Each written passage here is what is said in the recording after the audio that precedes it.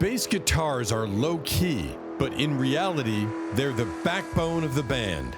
They provide the groove that makes rock music so awesome. But who are the best bass players ever? Who can slap, pluck, and riff like no other? Let's count down the top 20 rock bassists of all time. 20. Flea. The Red Hot Chili Peppers have been changing band members since they were formed in 1983, but Flea has been their only bassist ever. He's also one of the most popular artists in the world with his signature sound, an earthy, charismatic hybrid of punk, funk, and psychedelia. Michael Balzery, Flea, serves as the backbone of Red Hot Chili Peppers thanks to his jazz musician stepdad who influenced him growing up. My goal was to become a jazz trumpet player, but then I got into my early teens and I had to rebel against my parents, he said in 2006. It all started in Los Angeles' Fairfax High School, where Flea earned his iconic status. Apart from the Peppers, he's played on the Mars Volta's 2003 debut, Deloused in the Comatorium, and in spin-off group Antimask. By 2009, he formed Atoms for Peace with Tom York. Even with these, it's no secret that everyone loves him for being a part of Red Hot Chili Peppers. The Red Hot Chili Peppers are Flea, frontman Anthony Kiedis told Rolling Stone in 1994. He's such an essential portion of this pie that it's impossible to think that the band would exist without him. His remarkable stage presence is just the cherry on top of all of this. To this day, he is one of the most versatile bassists in the industry. He's probably willing to play with anybody. Flea has been seen rocking out with Jane's Addiction, Johnny Cash, and Tom Waits. 19. Steve Harris. Do you want to know who is one of the fastest and most skilled bassists in the annals of hard rock and heavy metal? While frontman Bruce Dickinson, or even the band's beloved Eddie, may be the face of Iron Maiden, Harris is the one who keeps the whole thing running. Steve Harris is the real deal when it comes to being Iron Maiden's leader and soul. You know what's shocking? Though some fans may not understand, it's obvious that his fingernails are long enough to catch the string when he plucks. That's either painful or really unique. Apart from his exceptional bass lines, which frequently exhibit intricacy and either enhance or duplicate the elaborate guitar riffs, he has composed some of the most unforgettable metal riffs ever. His compositions, The Trooper, Run to the Hills, and Hallowed Be Thy Name, are all credited to him alone. Honestly, you can't be the best at anything unless you can demonstrate a successful and varied skill set, and Harris has done that in both bass playing and riff creation. He is well known for his gallop style of playing the instrument, and his work shines on Maiden classics like The Trooper and Run to the Hills. Plus, he has listed Phil Lynott as one among his numerous bass influences. There's no Iron Maiden without him. 18. Phil Lynott.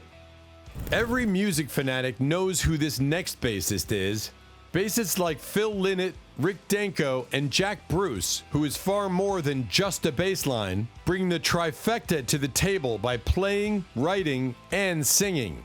They write popular tunes and take lead vocals, providing the band with exactly the perfect kind of backing. Phil Lynott will always have a place among the rock icons. Apart from his exceptional vocal and songwriting abilities and his well-deserved recognition as Thin Lizzy's frontman, Lynott's bass playing prowess is world-class. His pickwork on the instrument and those intense solos that are well known throughout the band's thrilling live performances won him praise. Lynott and Thin Lizzy are the minds behind such timeless rock standards as Jailbreak, The Boys Are Back in Town, and Cowboy Song.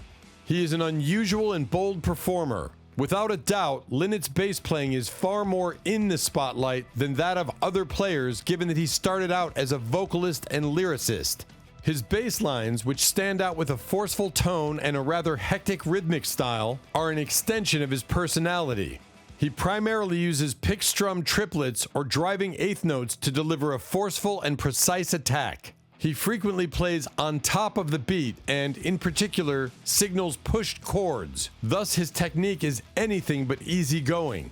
Don't Believe a Word exemplifies his powerful and well-defined pick playing, which offers both a rock and roll edge and support. You've got to listen to him to know what real music sounds like. 17. Thundercat. Thundercat may sound like a superhero's name, and what this next guy is doing isn't far from that. When you listen to the songs that have shaped the cutting edge of hip-hop, jazz, R&B, electronica, and other genres over the past 10 years or more, you'll hear the name Thundercat repeatedly. These include albums by Kendrick Lamar, Janelle Monáe, Flying Lotus, Kamasi Washington, Erykah Badu, Childish Gambino, and more. The bassist Stephen Bruner was early hired by thrash punk legends Suicidal Tendencies after growing up in a musical family. From then on, he developed into an extraordinary musician and musical superhero, combining elements from yacht rock to nu metal and neo-soul with an intense appreciation of vintage funk and fusion. He'll always shine through, whether he's doing solo projects or music with known celebrities. You can do all kinds of things with your instrument outside of its surface purpose, he told Interview in 2013. My bass is my crutch, but the best crutch I could have. 16. Jack Bruce. With his unmatched playing alongside Eric Clapton and Ginger Baker in the supergroup Cream, the late Jack Bruce's career may have reached its commercial peak early, but as the years went by, his music grew deeper and more contemplative. No one can stop him for real. Bruce was a world music enthusiast and a master of jazz and classical theory. His music was complex and powerful. It's truly not for the faint of heart. Despite a somewhat turbulent upbringing and a near-fatal liver transplant in 2003, he overcame all obstacles with his music and even performed on the much-anticipated Cream reunion tour in his latter years. He is unlike any bass player you will ever meet these days. People are saying that he might be the least popular member of Cream, and to some extent they aren't wrong. Still, Bruce was more than capable of holding his own with bandmates Eric Clapton and Ginger Baker within the confines of the band that gave us iconic rock tracks such as White Room and Sunshine of Your Love. A key part of his fame was his versatility and ability to succeed in a variety of musical genres. That adaptability still stands out as a key aspect of his career legacy. 15. Tina Weymouth. Among the world's finest bassists, Tina Weymouth is more than capable of holding her name. That has been the situation for a while now. Punk-tinged, funk-infused bass lines by Weymouth have inspired many women to pick up a bass and pursue a path that is not unheard of in the present era. She has always produced quality music, whether in her collaboration with Talking Heads or her own band Tom Tom Club, which she formed with her husband and fellow Talking Heads drummer Chris Frantz.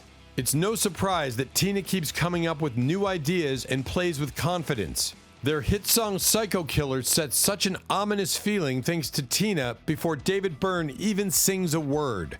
That's because Tina Weymouth plays one of the most eerie bass lines in rock history in the song's opening moments. For the first 8 seconds, she's alone, laying the groundwork for a terrifying and insane story that would go on to become the beginning of one of the greatest bands in history. Her fans find it unfair that Byrne gets most of the credit for the band. Even though she wasn't often given credit, Weymouth was an essential member of Talking Heads' songwriting team and added an air of easy sophistication to everything they performed. Chris Frantz, the drummer for Talking Heads and Tina Weymouth's husband of the previous 4 decades, stated that we would just be another band if Weymouth hadn't been in the group. 14. John Deacon. What Queen song has the greatest bass line in history? Although Deacon was never one for the limelight, he did have his share of memorable moments thanks to his writing and composition efforts while living in Queen. He's probably one of their more mysterious members. Deacon, who wrote songs like You're My Best Friend and I Want to Break Free, is probably best remembered for creating 2 of the most memorable bass intros ever, Another One Bites the Dust and Under Pressure. Although John is no longer a member of Queen, he still cares about the band's heritage and keeps in touch with Brian May and Roger Taylor, 2 of his former bandmates. On January 17, 1997, at the Paris National Palais de Chaillot, John made his final stage appearance with Queen. It was for the gala premiere of Maurice Béjart's AIDS-inspired Ballet for Life, which was dedicated to Freddie Mercury and dancer Jorge Dunn. 13. Geezer Butler. In the heavy metal world, Geezer Butler is a god. Butler is a veritable god in the hard rock and heavy metal communities. As one of the most renowned bassists in the genre, Butler is well known for his early usage of the wah-wah pedal and for down-tuning his instrument, a move that would later become popular among grunge guitarists and bass players. When it comes to assuming the persona of an influential person, legends like Steve Harris, Billy Sheehan, and Jason Newsted have all claimed Butler, who was also the main songwriter for Black Sabbath. Everyone agrees that the entirety of the Sabbath classic Paranoid is held together by Butler's performance. Under Iommi's slow, bluesy riffs on War Pigs, Butler provided a bluesy lead. Later in the song, when Iommi takes the solo, Butler follows suit with a finger-picked solo that is jazzy and reminiscent of Jack Bruce, played whenever the guitarist holds a note. His playing also has an air of liberty, as heard in the light-hearted solos he played with Iommi on 1981's Slipping Away and on his own swampy wah-wah-infected solo, Basically, which opens NIB. Geezer also used a guitar trick long before other bassists did, but he always minimized his skill. He even once shared that, as a rhythm guitarist, I would fill in the gaps left by the lead guitarist. 12. Bootsy Collins. Bootsy Collins is a unique figure in the history of music, and he'll surely catch your attention on stage. He's the godfather of funk. Collins joined James Brown's well-known backup group and had his first genuine opportunity at stardom. He was involved in Brown hits like Sex Machine and Superbad.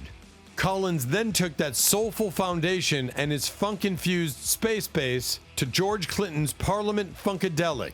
Numerous musicians, including Dr. Dre, Ice Cube, Redman, Erykah Badu, Outkast, and many more, have sampled his distinctive sound hundreds of times. He has also had a significant impact on fashion with his signature headgear, sparkling costumes, and star-shaped eyewear.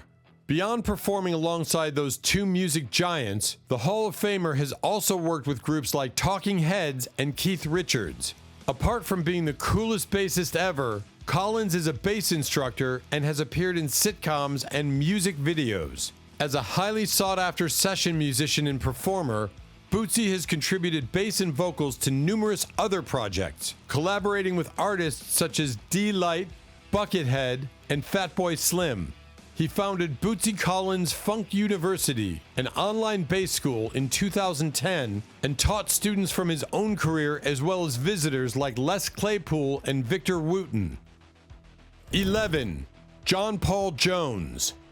While Led Zeppelin appeared to emerge completely from nowhere in the late 1960s, guitarist Jimmy Page and bassist keyboardist John Paul Jones had years of practice sessions under their belts.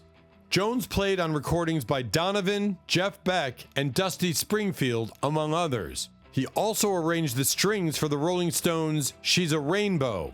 As a result, when it came time for him to play the charging rhythms of The Song Remains the Same and Immigrant Song, or the slow-stepping lead lines on Dazed and Confused and What Is and What Should Never Be, in harmony with Page, it was easy. But the fact that Jones has practically had two professions is maybe the most intriguing and amazing feature of his career to date. His debut came while he was likely the least well-known member of the venerable rock group Led Zeppelin. Following drummer John Bonham's passing, Jones made sure to keep his bass plugged in when Led Zeppelin dissolved. After Zeppelin, a great bassist like him had no trouble making a living performing with artists like R.E.M. and Foo Fighters. John silently challenges everyone, Dave Grohl said around the time he was playing with Jones in Them Crooked Vultures. His presence makes you play the best you can possibly play because you don't want to let him down. And if you can keep up, you're doing okay. 10. Lemmy. Playing a variety of instruments is already as cool as it sounds. Lemmy Kilmister, whose style was all about reckless abandon in both poetry and bass playing, opens Motorhead's most famous song, Ace of Spades, with a tap-dancing lead bass line. Then, as he sings about feeling born to lose, he switches to a melody that sounds like his Rickenbacker is about to fly. He played rhythm guitar before joining Motorhead and then transitioned to bass to play with the space rock band Hawkwind. Kilmister famously remarked, "Bass is like playing the guitar without the top two strings. I simply use the remaining strings to create chords. Although unconventional, it serves our needs." He formed his own gritty style after being kicked out of the band due to his bad habits. Cliff Burton, the late bassist for Metallica, once remarked, "Lemmy was an influence on me in the way he uses distortion. That was different, new, and exciting." Kilmister's style was distinctive, something he was proud of, and it went well with his sandpapery voice and underdog wit. 9. Donald Duck Dunn. Donald Dunn wasn't an original member of the influential Stax house band Booker T and the MGs. When he took over bass duties from Louis Steinberg, though, he was a natural and the group hit its stride. During his time with the group, Otis Redding, Wilson Pickett, and Sam and Dave recorded groundbreaking Southern Soul records. Dunn would subsequently remark, "My style was more appropriate when it got more aggressive and syncopated." Together with drummer Al Jackson, he provided the foundation for a skillful, adaptable rhythm section, performing up-tempo, gospel-infused soul, country soul shuffles, and urbane pop balladry all at once. The legendary rock and pop performers Eric Clapton, Stevie Nicks, Bill Withers, Neil Young, and others would play with Dunn, whom Bootsy Collins referred to as a brick in our musical foundation. Still, it was his groundbreaking work with Booker T, Steve Cropper, and Al Jackson that revolutionized popular music. 8. Cliff Burton.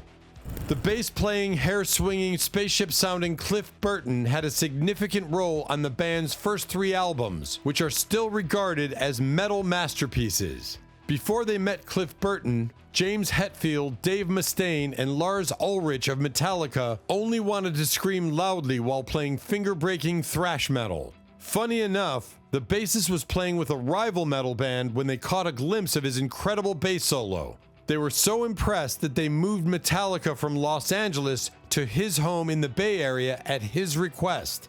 After joining the band, Burton exposed the guys to REM, The Misfits, and Bach, exposing them to a new level of musicianship as he infused some of their most powerful songs with bass virtuosity and symphonic embellishments.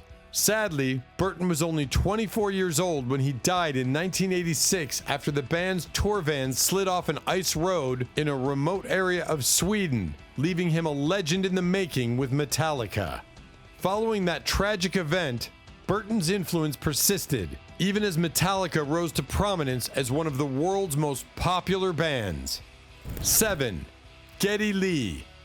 Geddy Lee was a skilled multitasker on stage with Rush, doing daring vocal sections while playing keyboards and foot-controlled synths. Of course, he's still best known for playing the bass. What's really made him a legend among forward-thinking rock fans is his bass playing. He's also been a vital link between 60s pioneers like Jack Bruce and John Entwistle and 90s innovators like Les Claypool and Tim Comerford of Rage Against the Machine. Rush's brilliance was always the culmination of its 3 uniquely gifted members, but Lee appeared to be the band's constant face. Even though his trademark counter-tenor vocals are his most well-known feature, Lee has always been proficient with the bass strings and has continued to be so even after Rush. He did a fantastic job of countering Alex Lifeson's guitar with high treble, creating a more seamless fusion between the 2 instruments. Tons of musicians, including bass legends Cliff Burton and Steve Harris, credit Lee as having had a significant influence on their blossoming careers. 6. Duff McKagan. Can you believe that Duff McKagan had never touched a bass guitar before joining Guns N' Roses? Pretty questionable if you ask us. Although Duff McKagan is most known for playing bass for Guns N' Roses, his musical career spans far further. He was a drummer and guitarist in a number of bands prior to moving to Los Angeles, but it was a few bassists who really stoked his love for the instrument. Apparently, he was a former drummer and guitarist who had grown up in Seattle's early 1980s punk scene. His raw style of playing, combined with his history, gave Guns N' Roses songs like It's So Easy and You Could Be Mine a gritty edge. McKagan devoured the bass lines of Motorhead's Lemmy Kilmister, Paul Simonon of The Clash, Prince, John Paul Jones of Led Zeppelin, and most surprisingly, Barry Adamson of the post-punk band Magazine in order to study the instrument. 5. James Jamerson. The amount of legends from Motown seems endless, and James Jamerson certainly has a spot in it. Thanks to Jamerson, who is a hallmark of Motown's sound with his inventive and technically sound bass playing, a significant portion of the bass work recorded during the label's heyday of pop music domination may be given credit. Throughout the 1960s and 1970s, the Hall of Famer was also one of the most well-known and respected session bassists. If you don't believe us, listen to his classic songs like You Can't Hurry Love, My Girl, and I Heard It Through the Grapevine.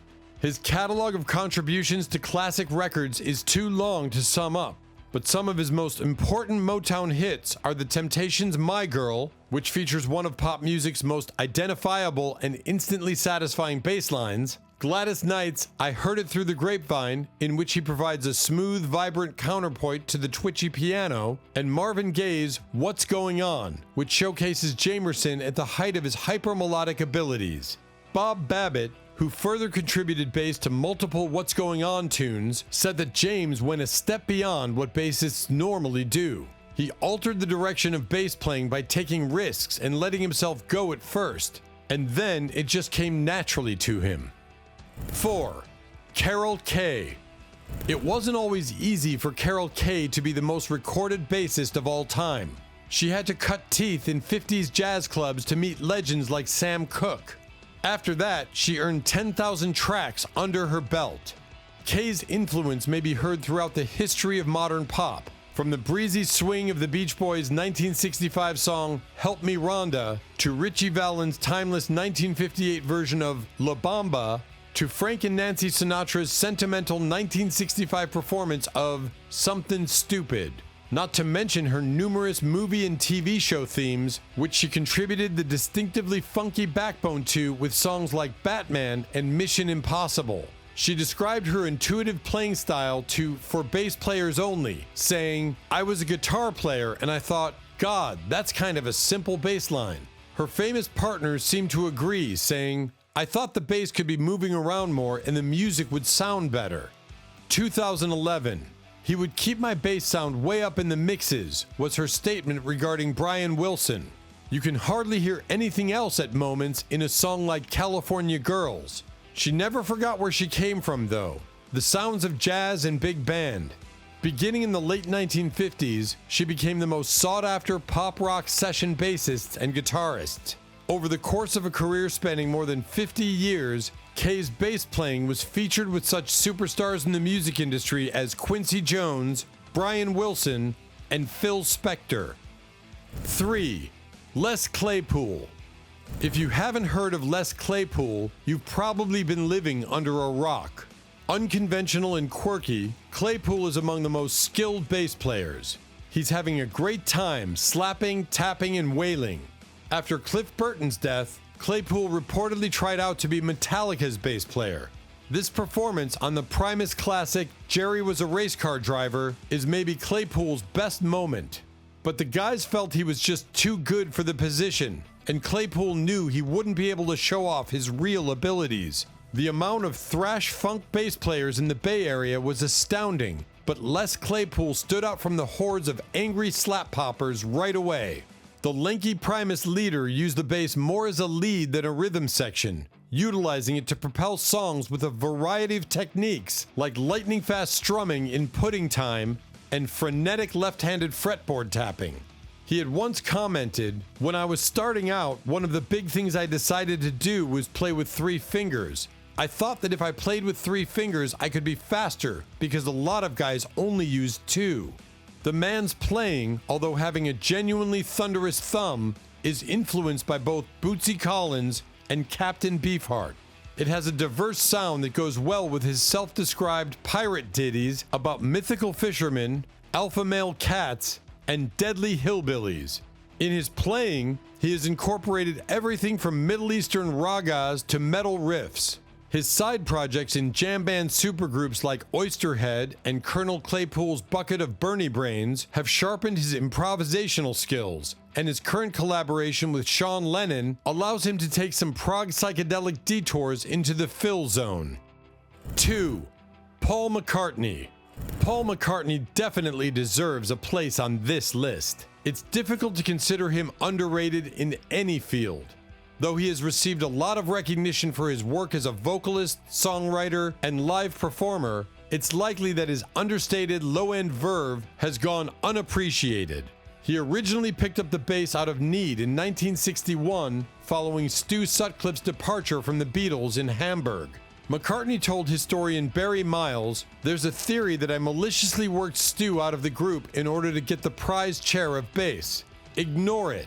Either no one did in those days or nobody wanted to play bass." Surprisingly, it was a blessing in disguise, and he made the instrument his own, especially after he traded in his Hofner for a Rickenbacker when the Beatles' recording career took off in the second half of the 1960s. Though you don't often see his interest in the four-stringed instrument over the years, he has never stopped inspiring generations of children to see the expressive potential of a great bass line. After 1970, McCartney kept up with the times, grooving regally into the disco era with Silly Love Songs and Goodnight Tonight. His playful melodic style during that era owed much to Motown's James Jamerson, whom he's often credited as his biggest influence on the instrument. McCartney's bass playing ability is sometimes overlooked among the many achievements he made both as a member of the Beatles and as a hugely successful solo performer. Any true music enthusiast, regardless of age or skill level, is aware of what an incredible songwriter McCartney was and still is. But his bass performances on Beatles hits like Nowhere Man, Come Together, and A Day in the Life was avant-garde for its day. The latter serves as another illustration of his ability to play melodies. So the next time a Beatles song plays, take note of McCartney's skill on the instrument. 1. John Entwistle. Last on our list is the Ox. It's never easy to pick the greatest on a list like this, but Entwistle gains the upper hand due to his versatility as a bass player. The Who's music was broad and vast, and it tended to evolve with the times, usually in a positive way. Entwistle more than held his own and performed admirably. His loud, high treble sound was closely associated with the band's popularity. A few of the stoic Entwistle's most significant contributions to The Who's history are Boris the Spider and My Wife, but his underappreciated performance on Won't Get Fooled Again is a real hidden gem. He was fittingly called Thunderfingers too, because each bass note he played seemed to herald a furious storm that was just around the corner. We aren't kidding. He honed his skill while sharing the stage with flashy showboaters Keith Moon and Pete Townsend, yet he performed his part with an extraordinary elegance and fluidity that no one had ever heard before. In other words, he made the bass sound as good as any guitar by treating it like a lead instrument. Even though it was practically impossible to emulate his bass playing, his solo on My Generation encouraged a lot of teens to pick up the instrument. According to Geddy Lee of Rush, Entwistle was arguably the greatest rock bassist of them all, daring to take the bass guitar's role and sound and push it into the shadowy depths while showcasing his incredible abilities. That's a true inspiration right there. And there you have it, the top 20 rock bassists of all time. Did your favorite bassist make the cut? Or did we miss someone you believe deserves a spot on this list? Let us know in the comments down below. Thanks for watching.